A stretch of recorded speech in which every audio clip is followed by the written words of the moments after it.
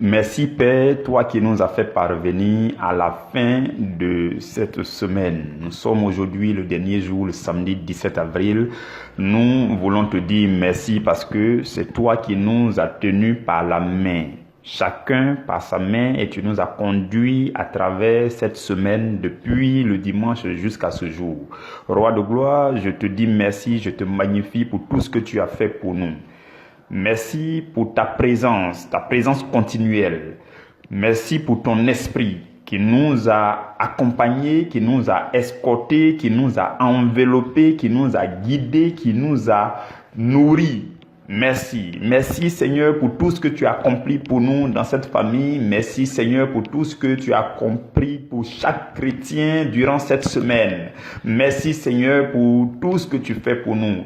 Gloire, louange, honneur te reviennent Seigneur pour le souffle que tu maintiens en nous. Merci pour la bonne santé. Merci pour la nourriture, les repas de chaque jour. Merci pour les repas physiques comme pour les repas spirituels. Merci pour toutes ces richesses que tu nous as communiquées tout au long de cette semaine. Béni sois-tu pour chaque temps d'enseignement. Merci pour la fidélité de ton esprit. Merci Seigneur Jésus pour la puissance de ton nom. Tu as fait régner ton nom, Seigneur, dans nos cœurs tout au long de cette semaine. Tu as fait régner la puissance de ton nom dans nos vies tout au long de cette semaine. Nous te bénissons, nous te sommes reconnaissants. Mes frères, mes sœurs et moi, chacun à l'endroit où il se tient, nous nous unissons en esprit, en communion avec le Saint-Esprit pour t'élever, pour te célébrer, pour te dire merci, pour te magnifier parce que tu es Dieu, tu es le véritable Dieu. Tu es le Père d'amour, le Père de gloire qui nous connaît. Seigneur, tu nous connais. Tu connais chaque cheveu sur notre tête. Tu connais nos cellules. Tu nous connais. Tu connais notre vie. Tu connais notre passé, notre présent, notre futur. Tu connais tout, Seigneur. Tu prends soin de nous, Seigneur. Tu te soucies de nous et tu nous aides et tu subviens à nos besoins. Merci, Seigneur, pour ton assistance continuelle. Merci pour ton esprit. Merci, Seigneur, pour ta santé qui règne en nous. La santé mentale, la santé spirituelle, la santé physique qui règne en nous. Gloire à toi pour cette semaine. Béni sois-tu pour cette semaine.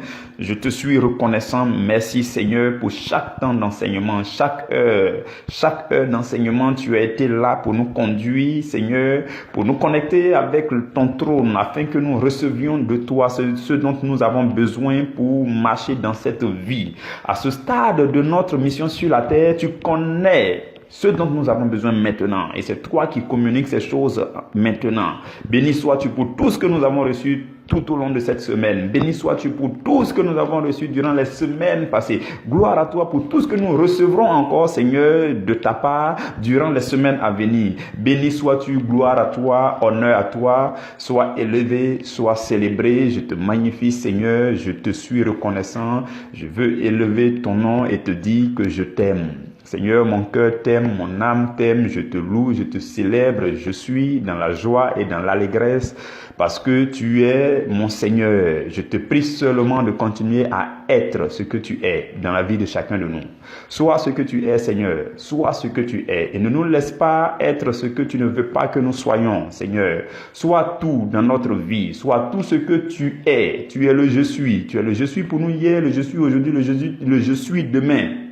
Et nous désirons seulement, Seigneur, que ta volonté s'accomplisse dans nos vies. Ta volonté parfaite s'accomplisse pour chacun de nous. Je te prie, Seigneur, pour chacun de tes enfants à l'endroit où ils se trouvent. Et je te prie, Seigneur, de nous prendre chacun sous tes ailes. Saisis-nous, Seigneur, et conduis-nous. Continue de nous conduire, nous te supplions, Seigneur. Voici nos vies t'appartiennent, Seigneur. Ne laisse pas nos vies entre nos propres mains. Non, nous nous abandonnons à toi, nous nous confions à toi et nous te prions, Seigneur, de nous prendre en charge. Seigneur, prends-nous en charge, assiste-nous dans chaque situation. Nous avons besoin de toi, nous crions à toi. Je te prie, Seigneur, de nous accorder l'assistance de ton esprit. Seigneur, que ta lumière luise et brille à l'endroit où chacun de tes enfants se trouve. Je te prie et j'implore ton assistance. J'implore ton secours, Seigneur. J'implore implore tes secours, ton secours par rapport à nos prières qui sont montées vers toi, Seigneur, par rapport à tous les exaucements que nous attendons de toi, Seigneur, que cela advienne selon ta volonté. Nous crions à toi afin que tu interviennes dans toutes nos situations. Seigneur, sois notre secours parce que tu es notre seul recours. Nous crions à toi, Seigneur, viens et agite ta main dans nos vies. Seigneur, envoie ta main puissante dans nos vies, Seigneur. Envoie ta main puissante dans la vie de chacun de nous. Seigneur, assiste-nous et secours-nous, nous te supplions. Sois notre Dieu. Demeure le Dieu que tu es, le Dieu puissant que tu es. Demeure ce Dieu dans nos vies, nous t'en supplions. Ne nous laisse pas faire, roi de gloire. Non. Je t'en supplie, ne nous laisse pas faire. Nous ne pouvons rien faire de nous-mêmes. Nous ne pouvons rien faire de nous-mêmes, Seigneur. Et le Seigneur Jésus a dit, sans moi, vous ne pouvez rien faire. Nous le reconnaissons et nous crions à lui maintenant afin que son nom agisse en notre faveur, afin que la puissance de son nom se manifeste dans la vie de chacun de nous. Seigneur, je te bénis, je te dis merci pour chaque famille représentée dans cette famille spirituelle priorité à l'évangile, Seigneur.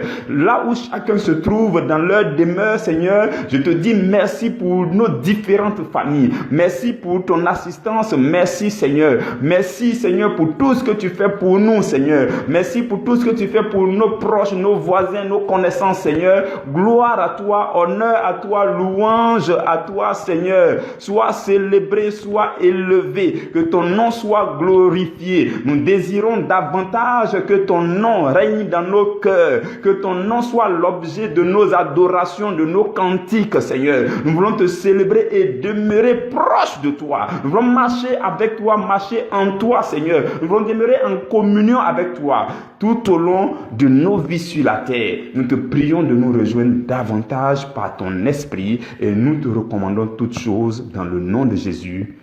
Amen. Frères et sœurs, aujourd'hui, notre sous-thème ressemble au sous-thème d'hier. Je sais que vous l'avez remarqué. Avant-hier, déjà, nous avons parlé des moyens pour accéder à la dimension de la foi éclairée. Et nous en avons parlé comme ça. Je nous ai cité 4 moyens. Et hier, notre sous-thème dit que la parole de Dieu est le principal moyen pour accéder à la dimension de la foi éclairée. Et là, je nous ai dit que nous sommes en train de rétrécir le couloir pour nous focaliser sur l'élément le plus important qui nous permet d'accéder à la dimension de la foi éclairée. Cet élément, c'est la parole de Dieu. Et hier, donc, nous avons parlé de la parole de Dieu. Le sous-thème d'hier, c'était la parole de Dieu est le moyen principal pour accéder à la dimension de la foi éclairée. Et le sous-thème d'aujourd'hui dit, la parole de Christ est encore le moyen d'accéder à la dimension de la foi éclairée. Et je sais que vous avez trouvé ça bizarre. Le Seigneur va nous aider à comprendre toutes ces choses. Donc, notre sous-thème d'aujourd'hui dit, la parole de Christ. Le sous-thème d'hier dit, la parole de Dieu. Et le sous-thème d'aujourd'hui dit, la parole de Christ est encore le moyen d'accéder. Donc, nous sommes en train de rétrécir encore le couloir pour que vous et moi, nous puissions découvrir l'élément essentiel, l'essentiel de l'essentiel de l'essentiel de l'essentiel. Le plus important des plus importants des plus importants des plus importants. Le principal moyen des principaux moyens, le plus principal qui mène jusqu'à la dimension véritable de la foi éclairée. Donc aujourd'hui, nous parlons de la parole de Christ.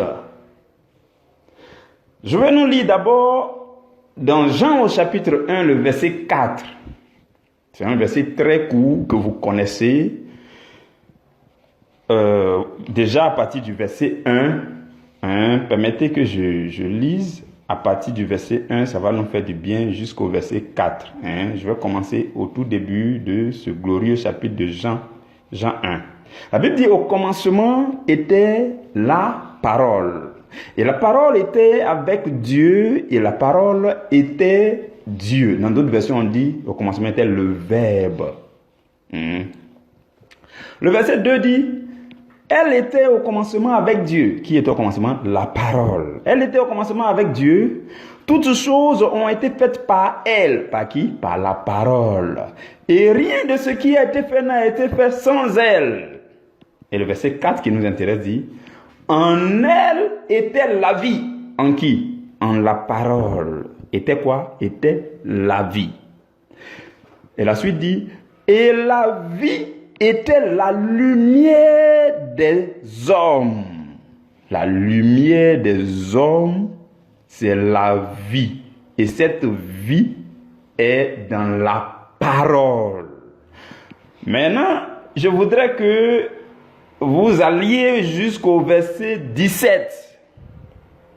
Non, au verset 14.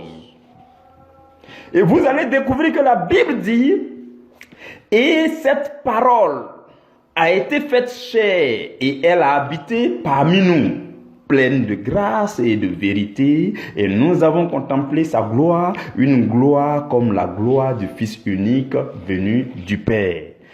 Mes frères, mes sœurs, dans le Seigneur, suivez-moi très bien aujourd'hui, parce que le sujet était large et il est en train de devenir restreint. Il est en train de devenir étroit. La porte étroite se présente à nous. Vous voyez, la compréhension des choses profondes dans le Seigneur, c'est aussi une porte étroite.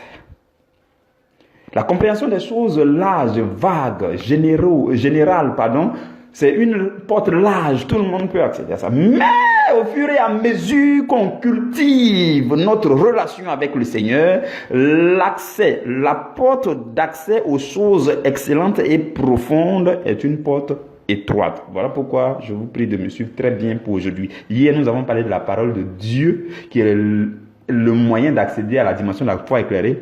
Pourquoi donc aujourd'hui, nous venons encore parler que la parole de Christ est le moyen d'accéder?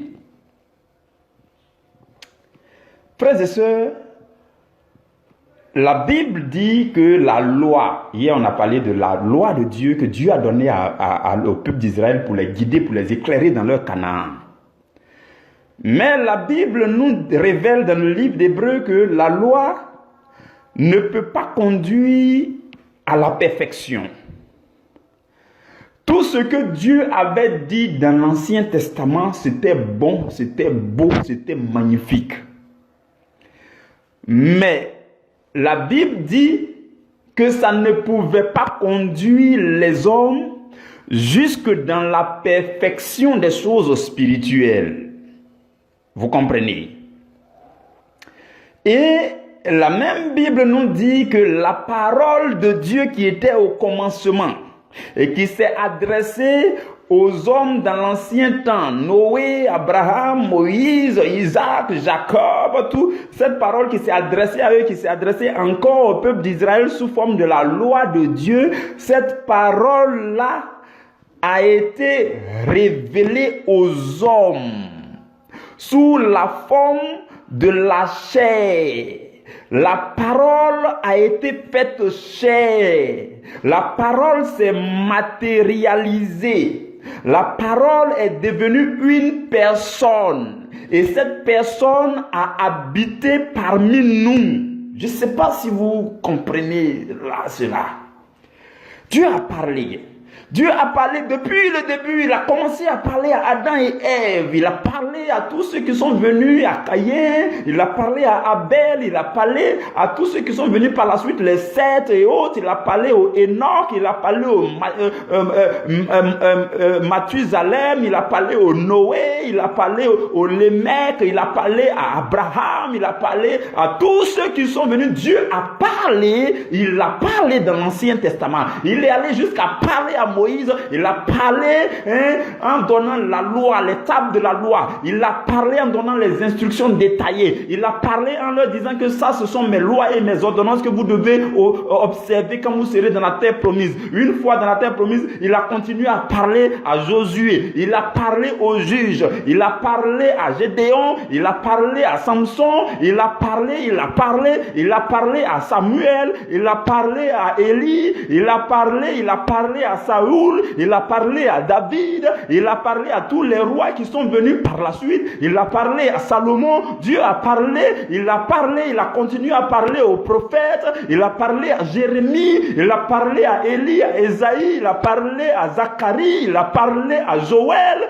Dieu a parlé, il a parlé à Daniel, il a parlé à Ézéchiel, Dieu a parlé, il a parlé à Malachie, Dieu a parlé, il a parlé à Jean-Baptiste, Dieu a parlé, il a parlé, Dieu va être fatigué de parler, il dit, mais dis donc, je m'arrête de parler, je transforme ma parole en une personne. Il dit, Jésus mon fils, tu es dans ma gloire auprès de moi et je dépose en toi entièrement toute ma parole. Tu es la révélation de ma parole aux hommes. Tu es ma parole faite chair que j'envoie parmi les hommes afin qu'ils voient, qu'ils contemplent ma parole, qu'ils soient capables de toucher ma parole, qu'ils découvrent la révélation profonde de ma parole. Tu es ma parole faite chair, va et habite parmi les hommes. Je ne sais pas si vous comprenez, frères et sœurs, ce que Dieu fait. Dieu dit, tu es ma parole, descends et habite. La Bible dit, et la parole a été faite chair, et elle a habité parmi nous, pleine de grâce et de vérité. Et nous avons contemplé sa gloire, une gloire comme la gloire du Fils unique venu du Père. Donc la parole de Dieu s'est révélée aux hommes sous la forme de Jésus-Christ. Vous comprenez? Et quand Jésus va apparaître, il va commencer son ministère, il va commencer à prêcher. Comme vous lisez Matthieu au chapitre 5, il va faire le discours magnifique qui commence par les béatitudes. Il va commencer à prêcher la justice. Il va commencer à dire au peuple de Dieu, il dit, vous donc, si votre justice ne surpasse pas la justice des pharisiens, vous ne pouvez pas accéder au royaume de Dieu. Il dit, je suis venu afin que vous passiez au niveau supérieur. Il dit, désormais vous devez aimer vos ennemis. Vous devez prier pour ceux qui vous maudissent. Vous devez prier pour ceux qui vous persécutent. Voici mon évangile. Voici la profondeur de la parole de Dieu. Et quand il continuait ses prédications à travers les évangiles, dans un endroit, Jésus va prendre la parole. Matthieu 5 au verset 17, il dit, ne croyez pas que je sois venu pour abolir la loi. Voyez-vous? Il dit, je ne suis pas venu pour abolir la loi. Non. Je ne suis pas venu pour abolir la loi, je ne suis pas venu pour supprimer ni la loi, ni les prophètes. Je suis venu, non pas pour abolir, mais pour accomplir. Frères et sœurs, la parole de Dieu a souffert dans l'Ancien Testament. Ça s'accomplissait avec quelques hommes dans l'Ancien Testament. Ça pouvait s'accomplir avec David, ça pouvait s'accomplir avec Salomon, ça pouvait s'accomplir avec quelques-uns parmi le peuple, mais pas de façon généralisée. Le secret, la profondeur, la parole de Dieu n'était pas encore révélée depuis l'Ancien Testament. Mais Jésus va venir dire, je suis venu, je suis la parole de Dieu et je suis venu parmi vous pour que la parole telle que vous l'aviez connue dans l'Ancien Testament puisse s'accomplir maintenant.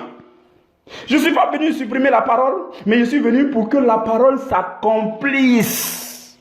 Donc Jésus est venu pour l'accomplissement de la parole de Dieu. Il est la parole de Dieu et il est venu s'exprimer d'une autre manière, d'une manière plus claire, plus limpide, plus profonde. Et la Bible dit, la loi a été donnée par Moïse.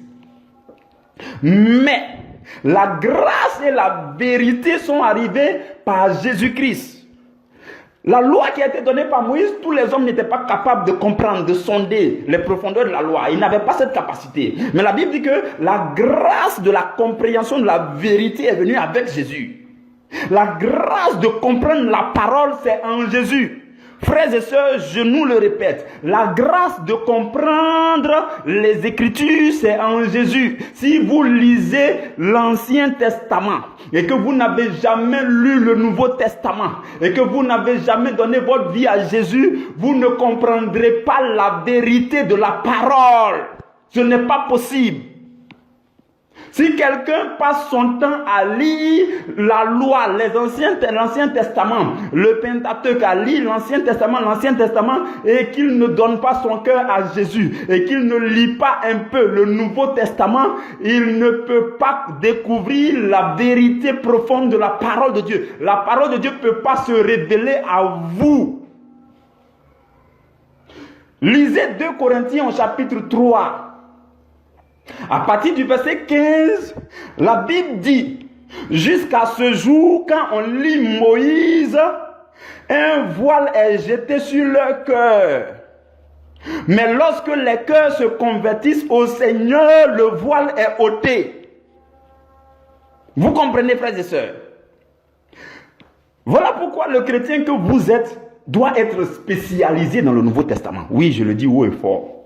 Oui. Le chrétien doit être spécialiste du Nouveau Testament plus que de l'Ancien Testament. Tu peux lire l'Ancien Testament, il n'y a pas de souci. Mais ce qui fait le chrétien, c'est l'évangile de Jésus-Christ. Et Jésus est venu en tant que la nouvelle version de la parole de Dieu. Dans l'Ancien Testament, c'était l'ancienne version. Vous-même, vous connaissez quand on crée les logiciels là. On dit voilà la première version. Dans la première version, il y a quelques options, les anciennes options. On dit tu peux faire ceci, tu peux. Vous, ceux qui ont des véhicules là, vous voyez, il y a des véhicules full option. Et puis il y a des véhicules où les options sont limitées. Maintenant, quand on dit il y a une nouvelle version. Et la nouvelle version donc de la parole de Dieu est venue avec toutes les options. Est venue avec toutes les révélations, est venue avec toutes les meilleures fonctionnalités, est venue pour nous faire découvrir les profondeurs de Dieu, est venue pour nous aider à accomplir la parole de Dieu, pour que la parole de Dieu s'accomplisse en nous, pour nous et avec nous. C'est pour ça que Jésus est venu. Donc Jésus est la nouvelle version de la parole de Dieu. Le Christ Jésus est la parole de Dieu qui s'est révélée aux hommes d'une manière plus excellente et plus magnifique, avec la gloire et la vérité, la grâce et la vérité, la gloire du Fils de Dieu qui doit être contemplée par toi et par moi. Vous avez compris? Donc jusqu'à présent, je n'ai fait que nous dire que Jésus est la parole faite chair. Jésus est la parole de Dieu. Tous les mots que Dieu a prononcés dans l'Ancien Testament là, tout le vocabulaire de Dieu dans l'Ancien Testament, quand il parlait à Moïse, tous les mots qu'il a utilisés. Quand il parlait à Noé, tous les mots que Dieu avait utilisés ce jour-là. Quand il parlait à Abraham, tous les mots que Dieu avait utilisés. Quand il parlait à Isaac, durant toute la vie d'Isaac, durant toute la vie de Jacob, durant toute la vie de Joseph, quand Dieu leur parlait, tout le vocabulaire que Dieu a utilisé, tous les mots que Dieu a utilisés, Dieu les a tous rassemblés, il les a tous collectés, il les a tous renfermés en Jésus et il a dit toi faut partir. Voilà pourquoi dans le livre d'Hébreux, la Bible dit tu n'as voulu ni sacrifice ni holocauste, mais tu m'as formé un corps. Dieu va former un corps à sa parole. Dieu va former un corps à sa parole. La parole de Dieu va descendre parmi les hommes. La parole de Dieu va devenir chair pour venir habiter, pour se révéler. Voilà pourquoi toute la vie de Jésus exprime les profondeurs de Dieu. Même ses gestes, sa manière de faire les choses. Voilà pourquoi quand je nous parlais de Jésus, je nous ai dit, il y a 3 choses qu'il faut chercher sur Jésus. Ce que Jésus est, ce que Jésus fait, ce que Jésus a dit. Si vous sondez l'évangile, cherchez les 3 choses, ouvrez les yeux pour accéder à ces 3 choses. Ce que Jésus est, c'est sa vie. On va vous raconter comment l'ange est venu voir Marie, comment Marie a conçu, comment Marie a accouché, comment ça s'est passé. Ça, c'est ce que Jésus est. Quand l'enfant est né, comment il a grandi, comment Hérode a tué tous les enfants de moins de 2 ans, comment ça s'est passé. Tout ça, c'est la vie de Jésus. Comment il a grandi, quand il avait 12 ans, qu'est-ce qui s'est passé, ainsi de suite. Comment il s'est baptisé, comment il allait geler. Tout ça, c'est ce que Jésus est. C'est une chose à connaître. Quand vous lisez le Nouveau Testament, ouvrez les yeux pour découvrir ce que Jésus est. Et vous allez voir que ce que Jésus est n'est rien d'autre que ce que Dieu est. Parce qu'il a dit, avant que Abraham soit moi, je suis. Dieu était pleinement Jésus sur la terre. Observez ce que Jésus était sur la terre et vous découvrirez tout ce que Dieu a été dans l'Ancien Testament. Je dis, observez, quand vous lisez le Nouveau Testament, observez très bien ce que Jésus était. Comment il vivait avec les gens, comment il faisait les choses.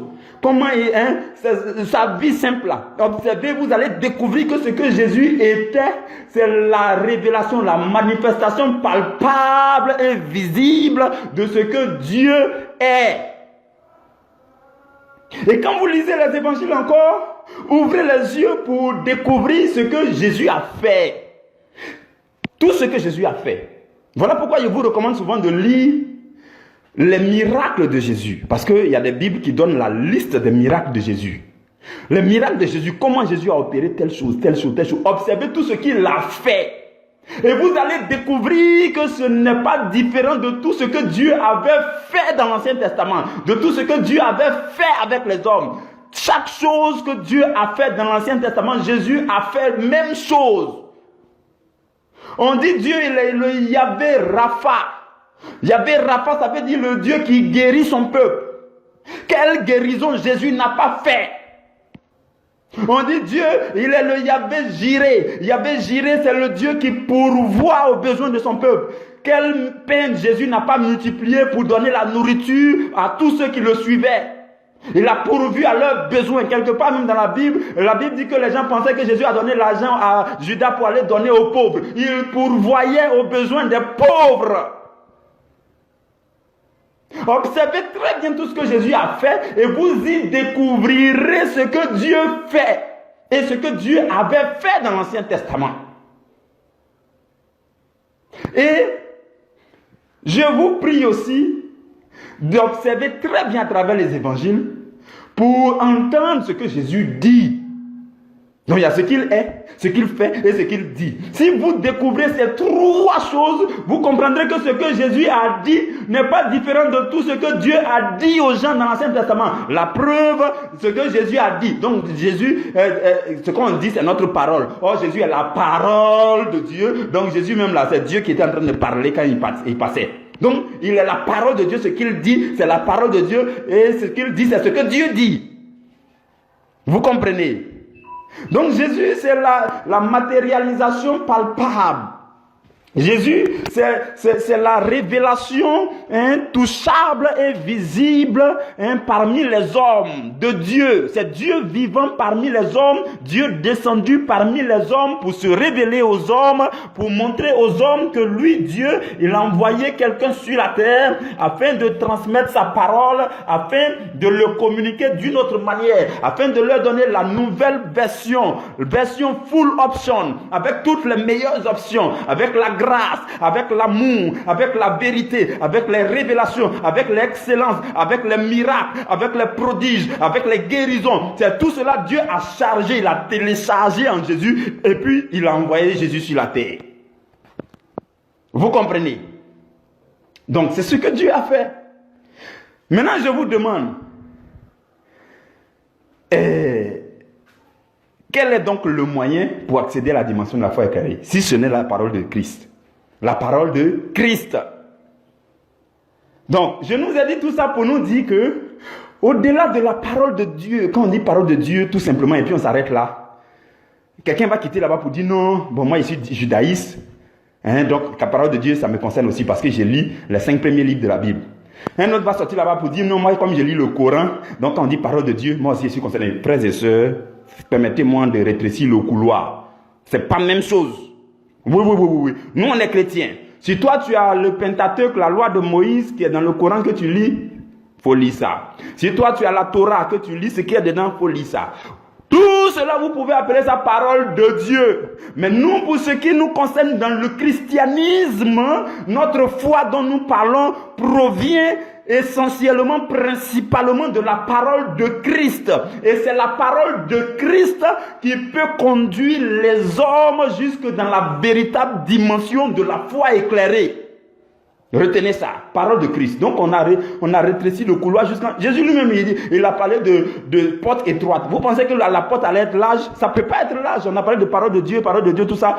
Mais aujourd'hui, je vous dis, la porte, elle est étroite. Cette porte étroite là, c'est le Christ. Il a dit, je suis la porte de la bergerie. Oui, oui, oui. Il dit, je suis la porte de la bergerie. Ensuite, il dit, je suis le vrai berger. Donc, la porte, c'est lui. La porte, là, elle est étroite. La seule chose véritablement qui conduit les hommes dans une dimension de lumière, c'est la parole de Christ.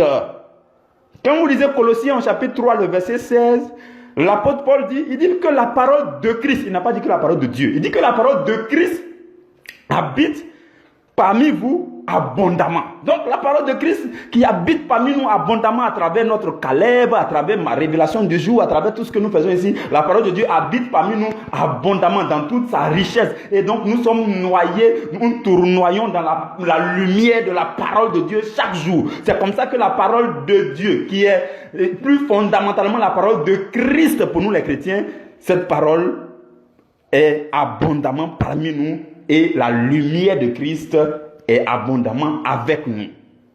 Vous comprenez?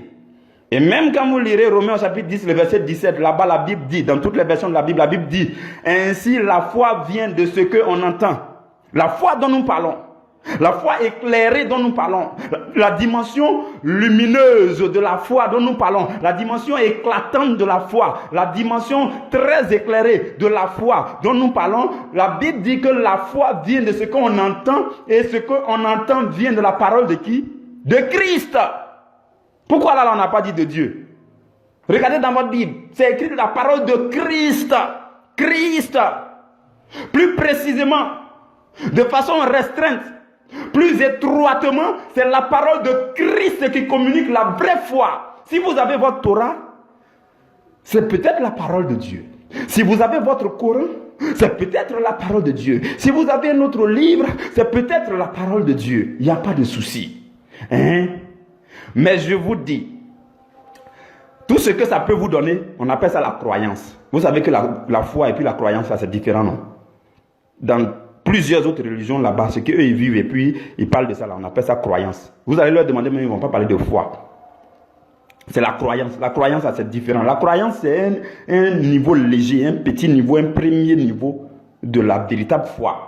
Nous, on est allé au-delà de ça. Pour aller au-delà de la croyance, il faut conjuguer, il faut communier, il faut associer, il faut adhérer, il faut épouser la parole de Christ pour goûter à la dimension d'une foi violente, une foi puissante, une foi éclairée, une foi magnifique, une foi qui produit, une foi qui vit, une foi vivante. Pour goûter à cette dimension, vous êtes obligé de communier avec la parole de Christ.